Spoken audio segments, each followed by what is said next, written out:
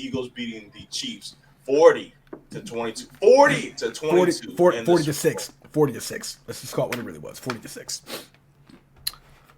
Yeah, so this was the exact same day as Mako's birthday party, so I'll just give you a little backstory on how I was trying to get the game set up at a location that did not have internet, so we had to use everyone's phone. Shout out to Uncle Max, you're a true hero for going to the store, going to Target to get a whole remote so I can connect everything. And yeah, basically without a remote, we were fucked. So I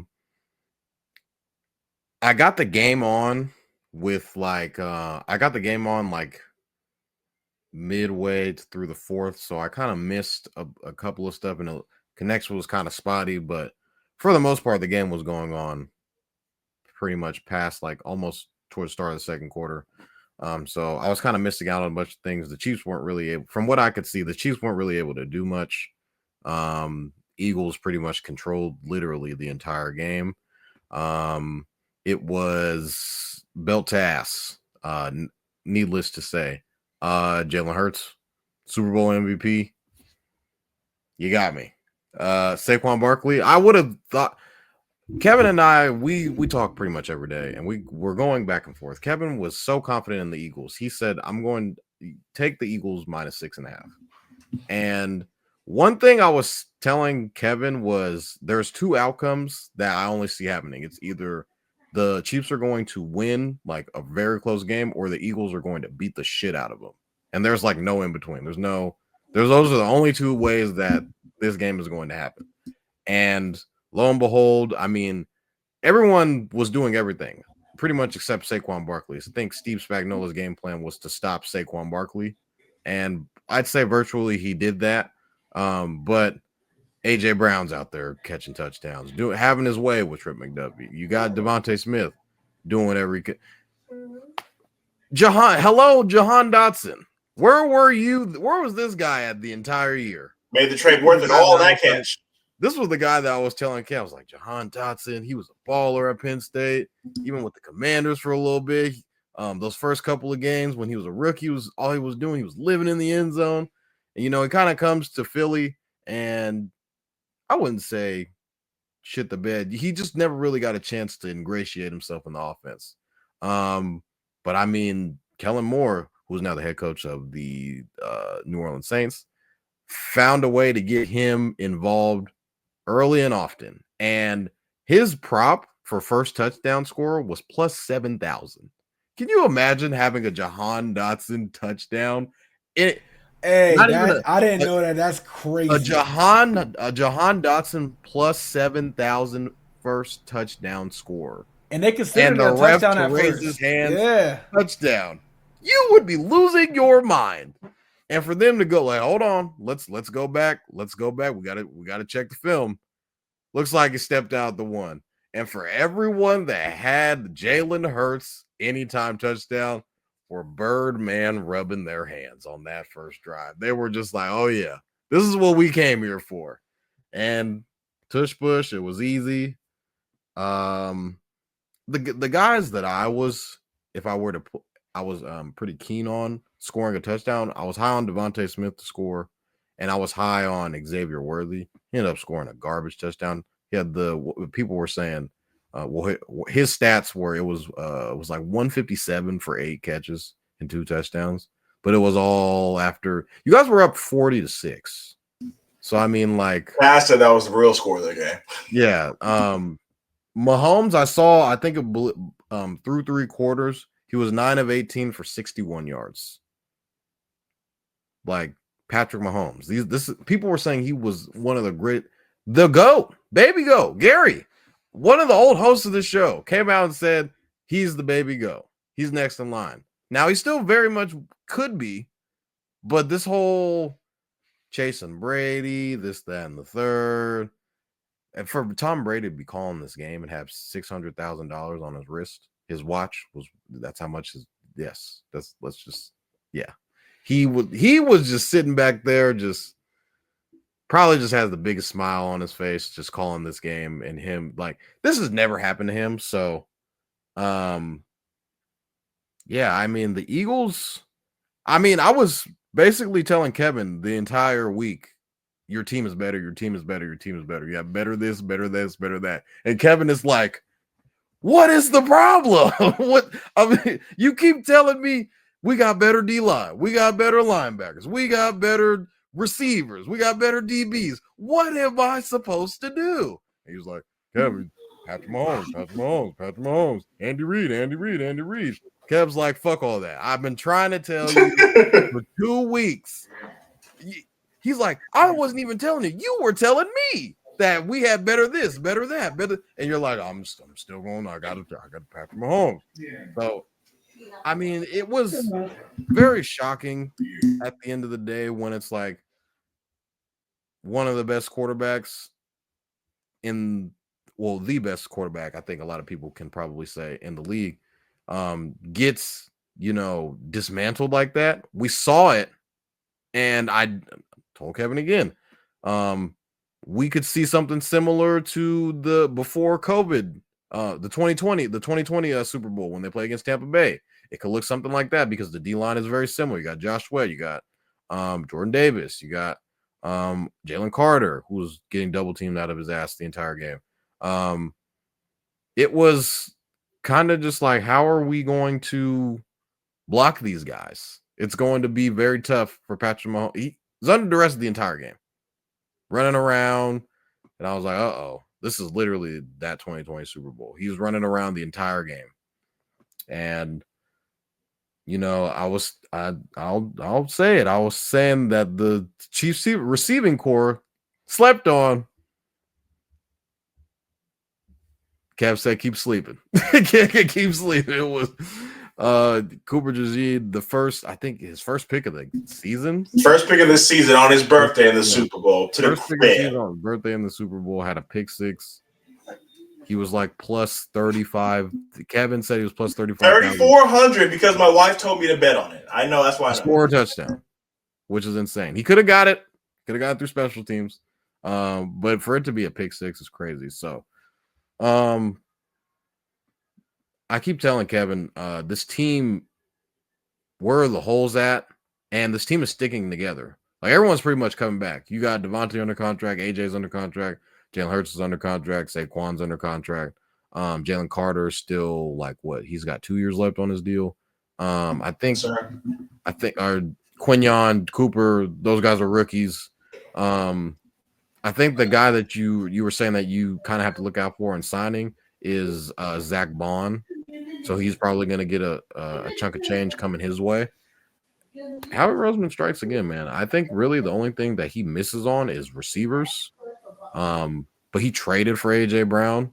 That's not fair to say because you're only talking about Jalen Reagor. I mean, that's really his only. It's only Reagor versus Smitty. And it only sucks because the next pick was Justin Jefferson. Yeah, so this guy's proven in. I saw another thing about Howie Roseman, how he kind of came up when Chip Kelly came. He got demoted. He wasn't the head of personnel. They made Chip Kelly kind of run everything. And then Chip Kelly gets fired, and he starts just rattling off draft picks. Boom, Jalen Hurts. Boom, guys like Jalen Carter, Devonta Smith. And it's just like you see everything as a collective. Or I think Carson Wentz was one of those draft picks too, if I'm not mistaken. So, yeah, you got to give a big ups to Howie. You got to give a big ups to, I guess Nick Sirianni, leader of men. You guessed Nick Sirianni. You were saying he was going to be fired. We were 2-2, and you were sending me Bill Belichick memes. Yeah. You gotta give him credit for hiring the right guys. Kellen Moore, who's now a head coach now. He's proven to have multiple head coaches on his Super Bowl rosters. You had Shane Steichen, you had Jonathan Gannon. Those are 2 head coaches. You got Kellen Moore, who's now head coach. He's producing head coaches. So this is a good thing. He knows how to spot talent and hire those right guys. Vic Fangio's not going anywhere. Another stat that got broken. He was 0-8 against Patrick Mahomes. That's another myth buster right there. So this is just you gotta tip your cap to the Eagles.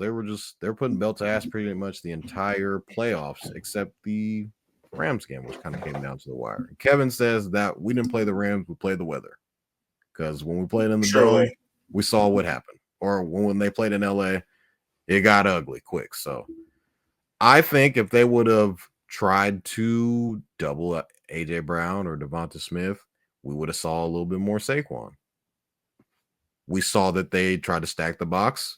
It was bombs away the entire game. So shout out to Jalen Hurts. I mean, I thought it was really cool the Jordan commercial, or like Love Hurts. Love Hurts. I thought that was really cool too. He's kind of a guy that's came from a lot.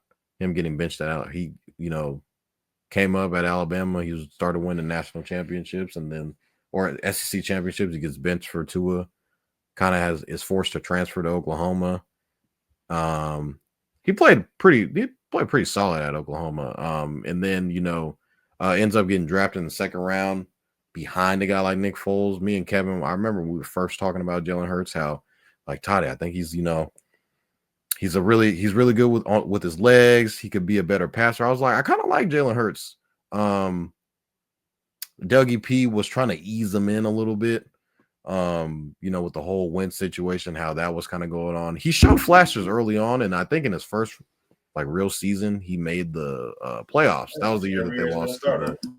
They lost to the Patriots, the Bucks. Yeah, Tom Brady. So, I mean, and then just next year, a Super Bowl. Next year, playoffs, Super Bowl. So, tip your cap to the guy. He's been playing his ass off. Congratulations to the Eagles franchise. I mean, hey, you guys might get Deebo Samuel. No, we won't. So, yeah, congratulations. I don't really have anything negative to say. All right, Kaz, I'm going to swing to you next, man. Not only how did it feel as an Eagles fan to see us as our journey from going to the Super Bowl, having a shitter, and then being back in the Super Bowl against the same team, having a completely different outcome. As an Eagles fan, how did it feel to see us finally come out on top? Like I mentioned in the intro, I kind of spoiled it for myself. Like, again, I was celebrating in the divisional round. I mean, it's over, it's done, and everybody, I get it.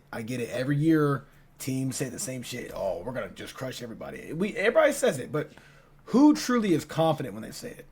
From the bottom of my heart, there's not a fucking tweet that exists for probably a month at least that tells anyone that I was actually truly nervous. I kept re-emphasizing, I'm being dead serious.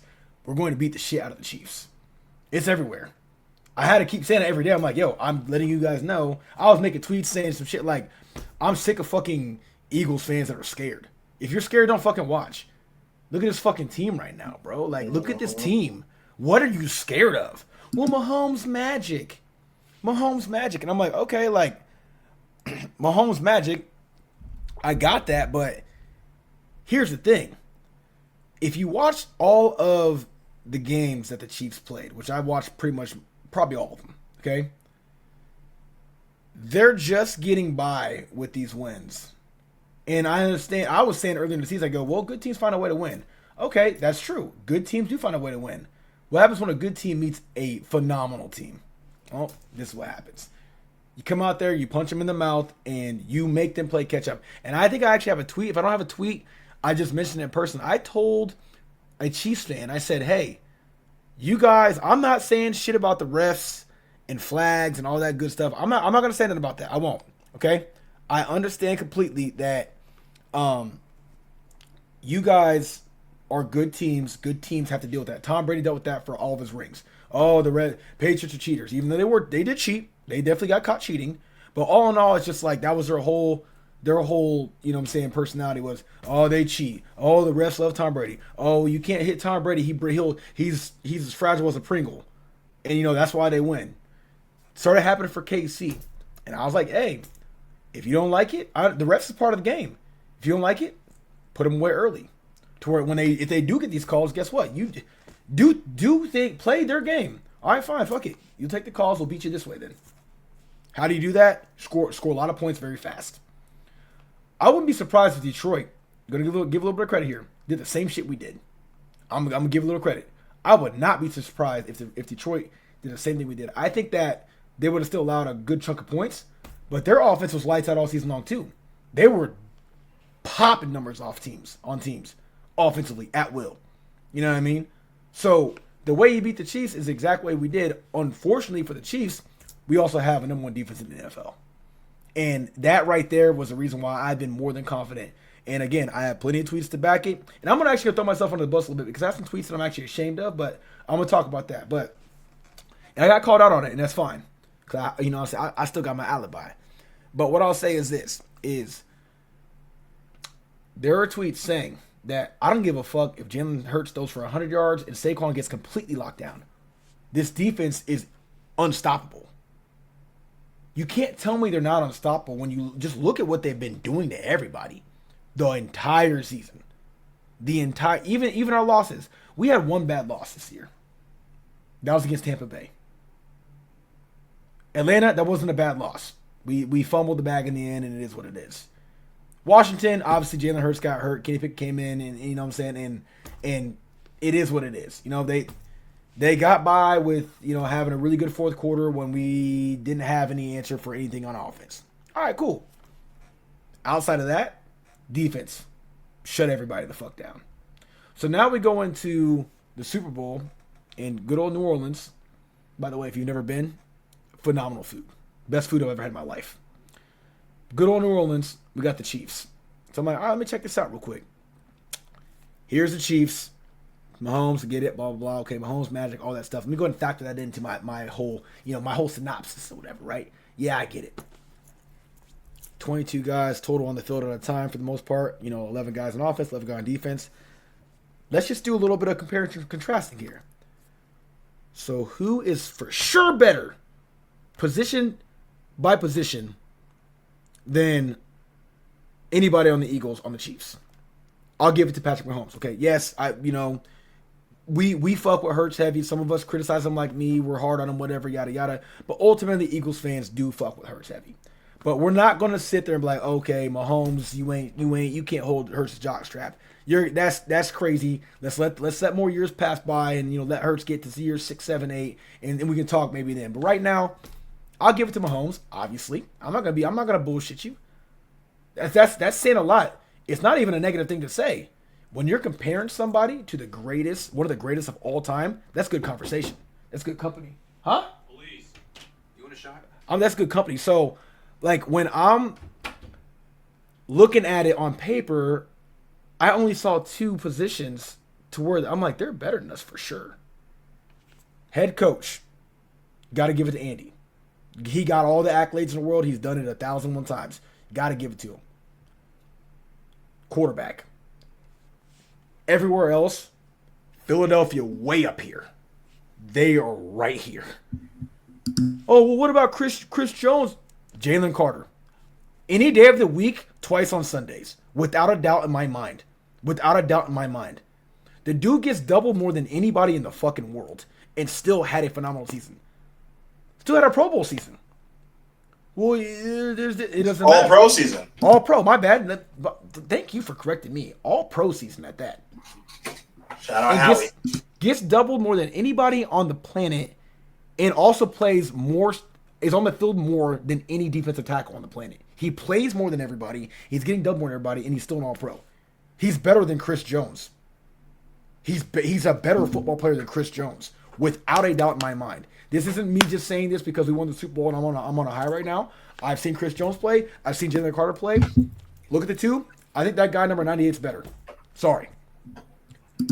Everywhere else, yeah, we got young guys. Well, guess what? Our young guys all season long have been doing what they've been doing. Cooper DeJean and Quinyon Mitchell. That's exactly what I'm talking about. Well, they're rookies. Well, you know what? This year, it might be just, a rookie year, and maybe they just got some luck here and there. It doesn't matter. It's consistent. It's consistent every week. 17 weeks, 17 games in the season, and then 3 playoff games in the Super Bowl. Nothing but consistency. Compared to the Chiefs guys, better. We ain't got to talk about CJ, better than their safeties. Reed Blankenship, better. Darius Slay, better. With his old ass, better. Zach Bond, better. Jalix Hunt played in the playoffs phenomenal, and in this game, better than their linebackers. I'm like, so why would I be nervous? Well, Mahomes magic? I don't believe in that shit, bro. I believe in sports. All right, as a personal trainer, as a former athlete, That's the best kind of competition. They always do this, always that. I'm the type of person I like to punch you in the mouth and let you know, well, guess what? You bleed too. So with me having that demeanor as a human being, I go into this game looking at this on paper. Oh yeah, I've been confident. And seeing the ass whooping that I saw, I remember the first penalty that the Chiefs got. And I looked at Twitter. Oh, here we go. Refs are helping them. I go, this is exactly what I did in the bar. I go, I ain't worried about this shit. I ain't worried about that shit. Hit him again. Hit him again. Look at this fucking defense. They're going to keep hitting them. We'll take the penalties. Keep hitting them.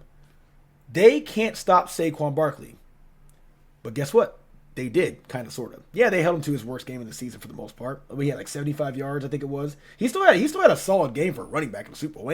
He just has had tremendous games all season. So when you see him have an okay-ish game, it's like, well, damn, that's like a bad game. Okay, so he had a bad game for being the best running back in the league by far.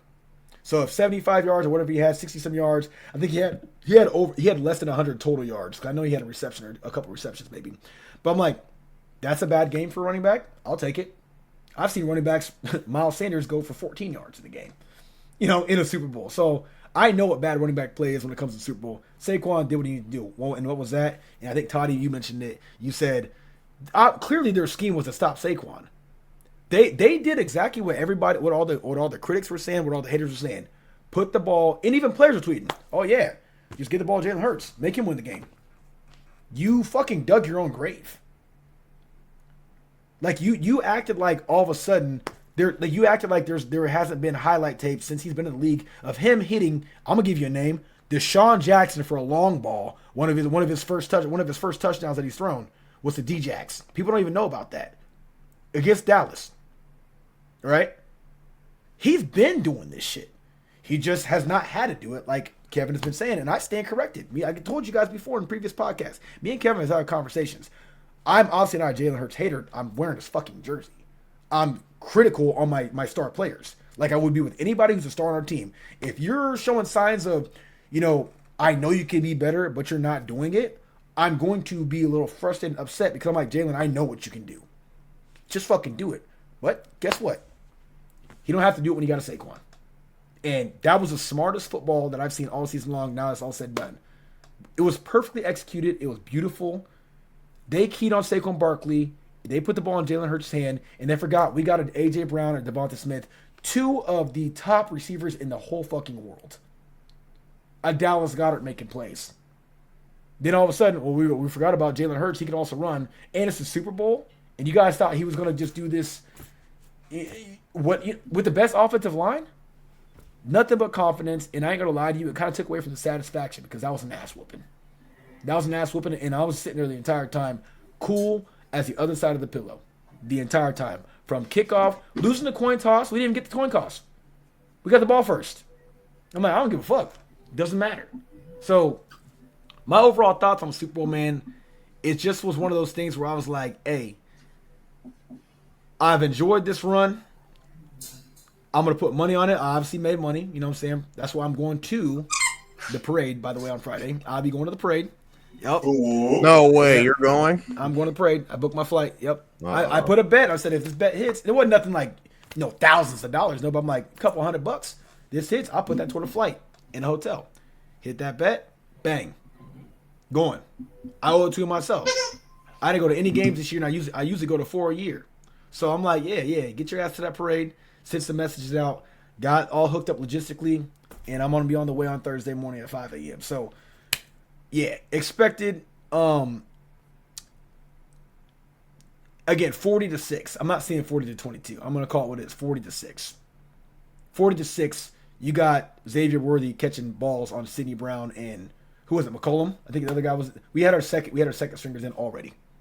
Avonte Maddox had a ball batted down. Avonte Maddox doesn't see the field at all if there's a game. They took out Cooper DeJean and let him get a goddamn rep as a slot corner, and damn near picked it off. He could have picked it off. We were. It wasn't just an ass whooping score wise. We were saying, "Yo, fuck this shit." We dumped the Gatorade at what? Halfway through the goddamn fourth quarter. 4 or 5 minutes left. Yeah, that was a low key slap in the face, saying, "Hey, this is what was supposed to happen in 2022." You know what it was. Y'all got it. Yep. Petty. You know what I'm saying? Pass interference call. Could have been a no call. You know what I mean? The weird grass, but we both played on it, no excuse. You know what I'm saying? And it is what it is, right? It is what it is. And you got outperformed by Jalen Hurts, not only once, but now twice. That was a statement. And Nick Sirianni proved again. And I know he was in those players' ears. I know Nick Sirianni proved again. He's like, yeah, now it's my time to be a dickhead. He was being a dickhead. We didn't have to do that. We chose to do that. Putting our second stringers in when we did and dumping the Gatorade early. They knew what it was. And then you hear the chat on the sideline. Now they got all the mic'd up stuff that's all been leaked. These guys were never going. And as simple as that. And I've been on board with that, again, since the second. Detroit lost to Washington. Detroit was the only team outside of the Ravens, which we'd only seen the Super Bowl, that I was like, you know what? I don't want to play in Detroit. Not that I don't think we would win, but like, it's a weird situation. I just don't like it. I'd rather play somewhere else on the road, no matter who it is. They gave us a gimme. We went in there, slam dunk. That's it.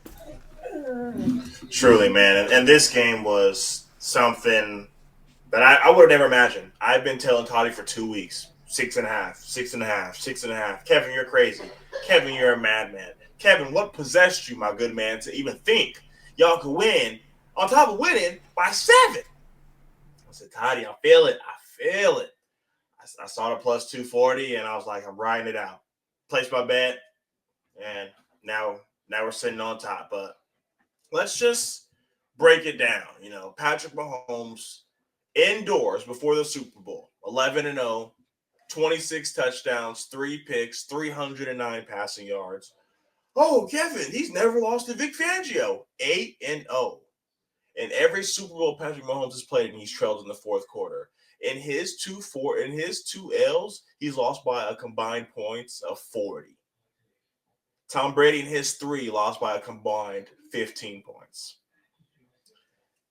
I was telling Cass, Jalen Hurts is going to get the respect he deserves.